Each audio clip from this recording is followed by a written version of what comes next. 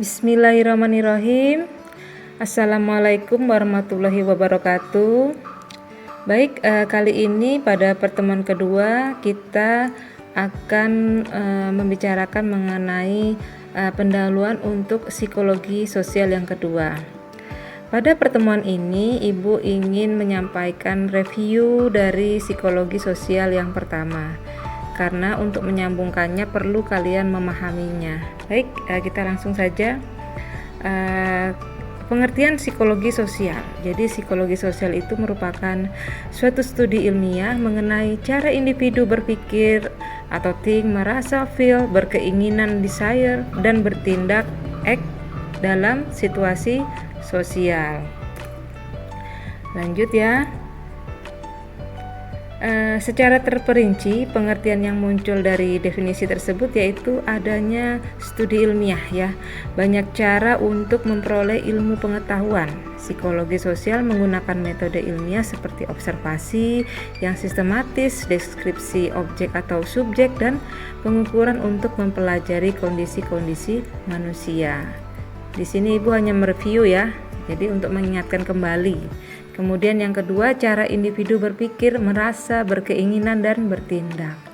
Studi lain yang juga digolongkan sebagai ilmu-ilmu sosial itu ada antropologi, studi komunikasi, ilmu ekonomi, ilmu politik, sosiologi, yang juga menggunakan teknik ilmiah ya.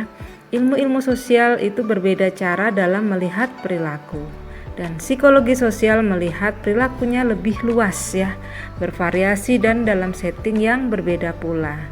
Tingkat analisis psikologi sosial juga berbeda dengan ilmu sosial yang lain. Contohnya antara sosiologi dengan psikologi sosial, silahkan dicari sendiri ya. Ada 3 karakteristik yang terpenting dari psikologi sosial ya. Perspektifnya luas, fokusnya lebih pada individu, dan sering menggunakan metode eksperimen. Lanjut ya ke yang nomor 3, dalam situasi sosial. Jadi situasi sosial mencerminkan tempat perilaku atau behavior ya. Seberapa sosialkah psikologi sosial itu? Jadi psikologi sosial seringkali menguji pengaruh faktor-faktor non-sosial, yaitu yang mempengaruhi berpikir, emosi, motif, dan tindakan, dan juga faktor sosial, yaitu pengaruh sosial dan interaksi sosial. Oke ya, lanjut ke persepsi tentang diri. Jadi persepsi tentang diri atau self itu melihat, menilai, memahami, dan mengenali diri ya.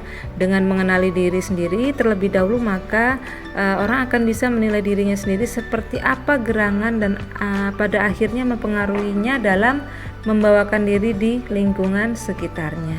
Kemudian ada konsep diri atau self concept ya. Asumsi-asumsi tentang kualitas personal seseorang yang diorganisasikan oleh skema diri ya.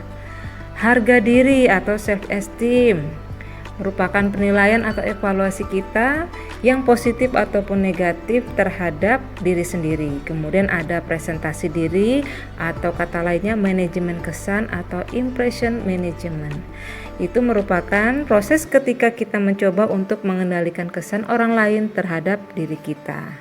Oke ya, ini tentang persepsi tentang diri. Lanjutnya adalah persepsi orang lain. Mempersepsi orang lain meliputi 4 tahap yang harus dijalani, yaitu ada observasi, atribusi, integrasi, dan konfirmasi. Observasi merupakan tindakan mengamati orang lain, yaitu orang yang kita persepsikan. Ada 3 unsur penting dalam melakukan observasi, yaitu orang, situasi, tempat kejadian, dan bentuk perilakunya. Kemudian ada juga atribut, yaitu dengan melihat sebab-sebab perilaku yang didasarkan pada disposisi sumber yang berasal dari faktor personal dan situasional. Lanjut ya ke masih penjelasan persepsi orang lain.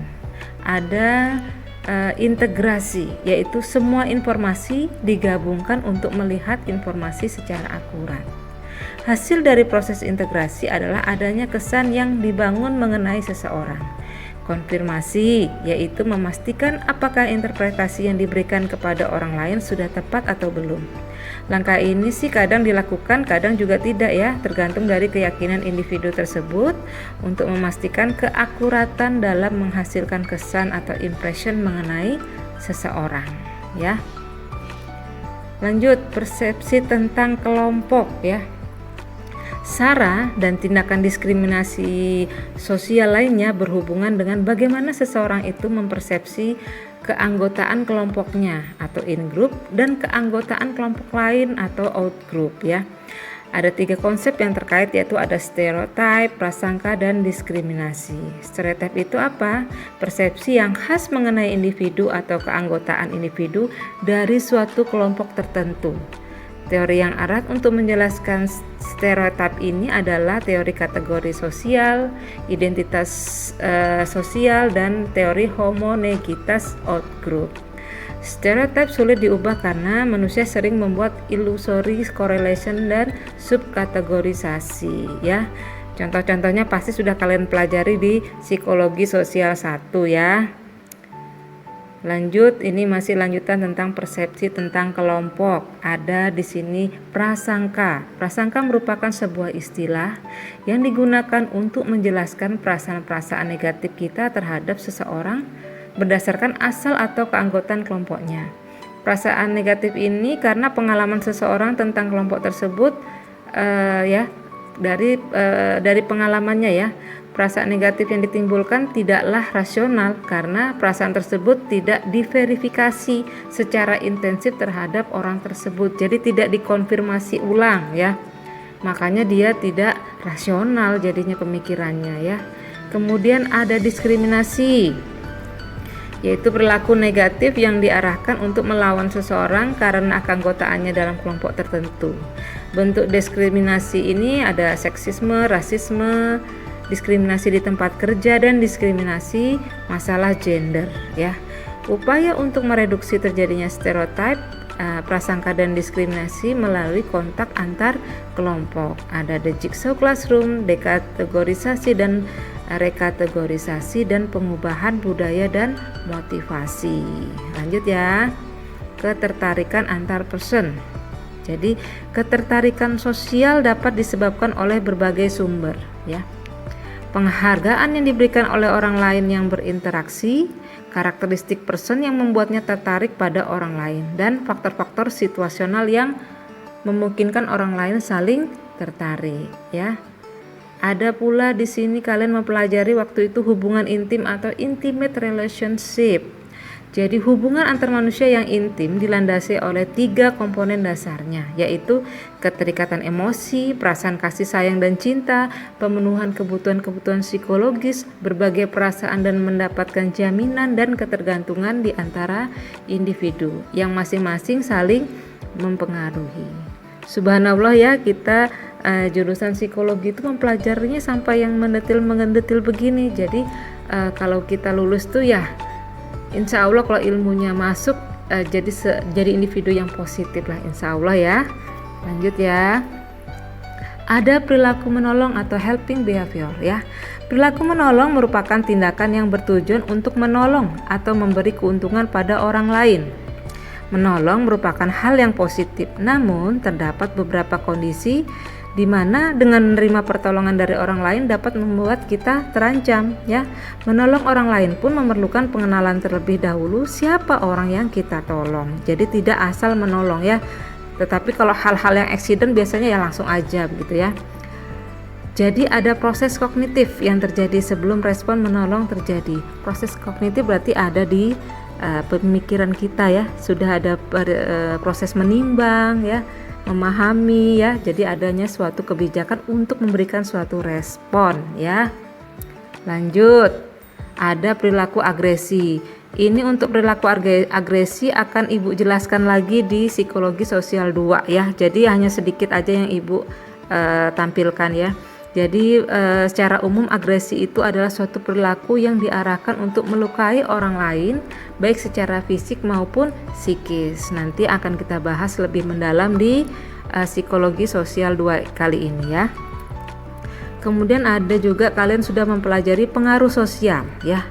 Berdasarkan derajat pengaruh yang ditimbulkan, ada 3 bentuk pengaruh sosial, yaitu konformitas, compliance, dan kepatuhan. Ketiga bentuk tersebut tidak dapat dibedakan secara nyata, namun masih menunjukkan derajat pengaruh pada individu atau kelompok. Dan ada juga kalian sudah mempelajari sikap dan perilaku. Sikap adalah reaksi yang positif ataupun negatif terhadap suatu objek, individu lain ataupun ide tertentu. Komunikasi persuasif adalah komunikasi yang mampu mengubah sikap seseorang, sehingga banyak dimanfaatkan oleh para ahli komunikasi untuk mempengaruhi sikap sehingga sesuai harapan sang komunikatornya ya. Dan ada juga kalian sudah mempelajari proses kelompok. Proses kolektif atau kelompok terjadi ketika individu berada dalam interaksi sosial ya.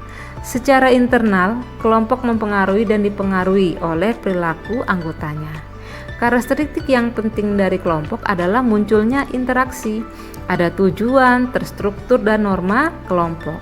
Perjalanan kelompok tidak selalu mulus, karena itu kompetisi, kerjasama dan konflik selalu saja terjadi ya. Penerapan psikologi sosial dalam beberapa bidang ya. Dalam bidang bisnis dan kerja, psikologi sosial terutama teori-teori dan prinsip-prinsipnya telah diterapkan dalam berbagai tujuan untuk seleksi, motivasi dan kepemimpinan ya. Kemudian dalam bidang hukum, teori dan prinsip psikologi sosial juga digunakan untuk menentukan juri, menjelaskan proses pengambilan keputusan, dan menjelaskan kondisi psikologis pesakitan dan juga keadilan. Sedangkan dalam bidang kesehatan sudah digunakan untuk menjelaskan gejala stres, perilaku coping dan masalah perilaku sehat masyarakat.